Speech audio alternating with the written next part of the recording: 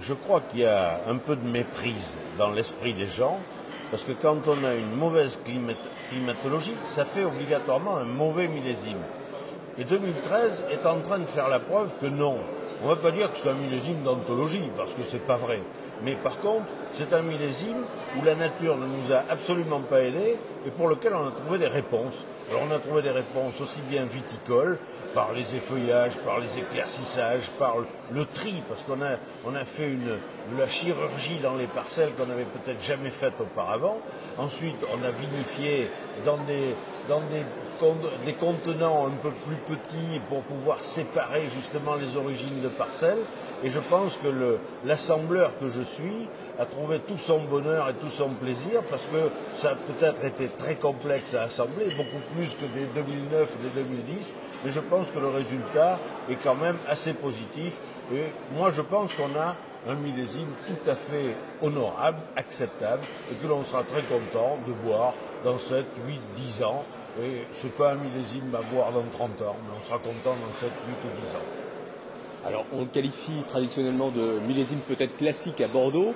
Certains disent inégal, d'autres hétérogène, d'autres encore moyen, voire petit. Alors, tout existe en fait. Bon, mais je crois que dans les crus, tout le monde a très bien travaillé, tout le monde a dépensé une énergie, avec une volonté jamais peut-être affichée auparavant. Donc on a des vins tout à fait bons. Bon, il est certain que lorsque l'on descend dans les hiérarchies, ça se compliquait un petit peu, parce qu'en face, on n'a pas forcément toujours les mêmes moyens.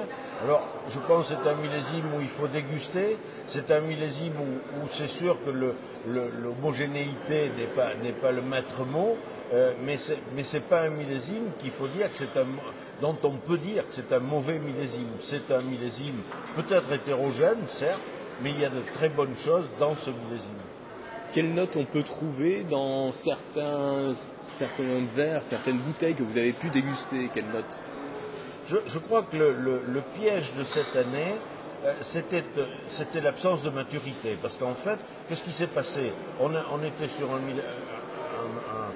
process tardif, puisqu'on a eu un printemps qui était mauvais, on a eu un été qui était juillet-août qui était assez correct, et puis on s'est retrouvé avec de la pluie au mois de septembre, donc on était en retard sur notre cycle végétatif, donc en fait on n'était pas mûr.